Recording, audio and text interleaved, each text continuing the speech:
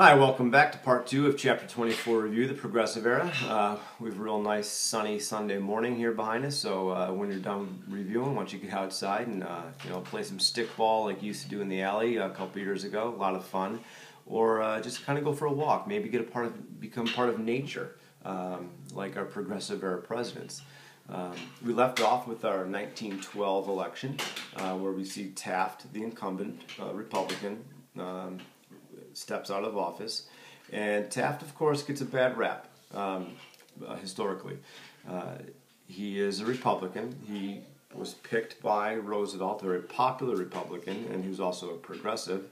And history kind of labels Taft as a loser in the progressive reform, and that's kind of why he loses the 1912 election, which we all know that's really not the case. The reason why Taft loses, his party, the Republican Party, split in votes. Taft actually goes after more trust, breaks up more trust in Roosevelt. Taft actually set aside more land for conservation than Roosevelt did, but history does not really look fondly upon President Taft, and of course leads to the election, the winning of Woodrow Wilson in 1912. So again, Woodrow Wilson, our first Democrat in a long time, 1913 and 1921. He is going to kind of exude his dominance really in the area of business and antitrust. Underwood Tariff in 1913 reduced tariff rates by about 25%, a drastic reduction, which of course is going to infuriate big business. The income tax reform, remember our 16th Amendment, federal income tax. Remember our sentence, incoming senators can't drink, but they can vote, of course, 16th Amendment. Federal income tax, 17th Amendment, direct election of U.S. senators, 18th Amendment, prohibition, 19th Amendment, women can vote. One of the laws that was passed to strengthen against the big business was the Clayton Antitrust Acts, which strengthens, that was passed in 1914, which strengthens, of course, the Sherman Antitrust Act. Kind of closes up some loopholes, and this really helps the big federal government to regulate or break up monopolies and trusts. I would say the crowning achievement for Wilson comes in his second term in terms of banking reform. He creates the Federal Reserve Act, which we haven't had a bank since the federal bank since Jackson broke it apart circa 1836. The Federal Reserve Act established 12 federal banking districts in the United States. One bank in each district would be under the umbrella of the Federal Reserve Bank, and they are chosen to oversee or regulate the commercial banks, and there would be a board of directors that would have to answer to the President of the United States. And this greatly reduces the power of those New York banks that, of course, the populists were trying to break up for 30, 40 years. Your Federal Reserve Board will set the national interest rate, and all standards and practices of effective banking. So that was Wilson's big achievement during his time as a progressive era president. It was going after, of course, the banking system. He also appoints Louis Brandeis, the first Jewish Supreme Court justice, which was very controversial at that time. And of course, Brandeis bringing his idea of scientific research and data to the Supreme Court, and he is considered a very progressive judge in that regards, where he's using data from society as far as and balancing that with law in his rulings. So our three progressive era presidents, of course, Roosevelt, Taft, and Woodrow Wilson.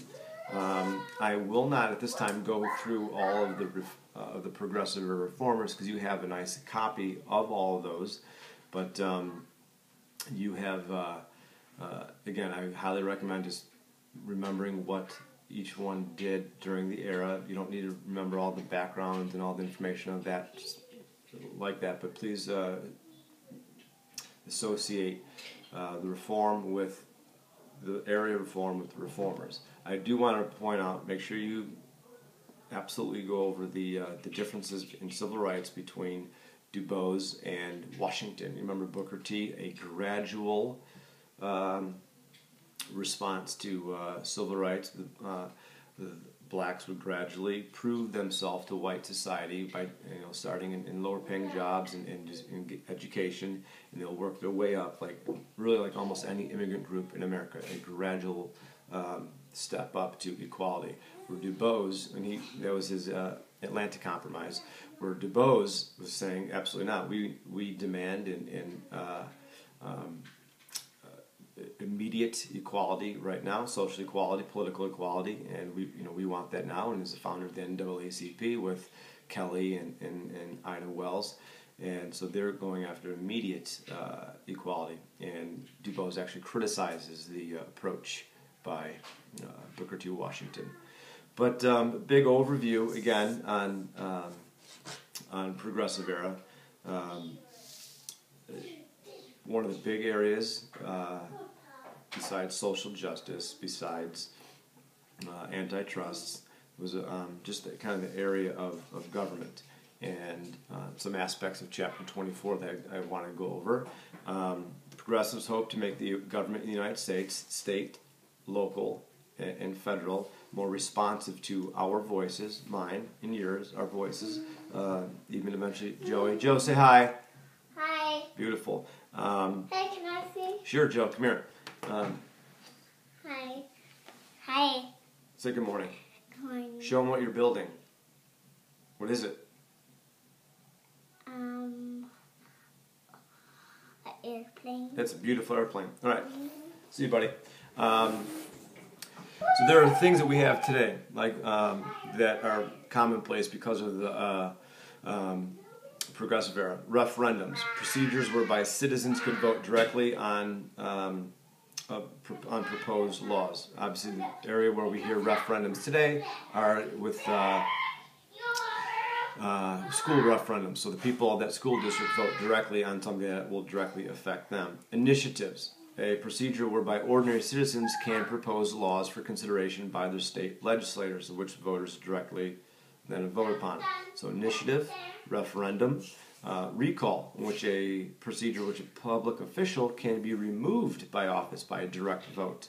Initiative, referendum, recall, secret ballot. No longer is it an open ballot when you vote. You have the complete confidence and secrecy of where you are voting in secret, so you will not be pressured by anybody else. They get rid of poll tax, they get rid of literacy tax for voting, and it's now done by secret ballots. And this is really kind of curbed against employers, where they don't pressure their employees in voting a certain way. Direct primary, procedure where a political party nominates for public office directly by the vote of all the members of the political party, rather than just by the political bosses.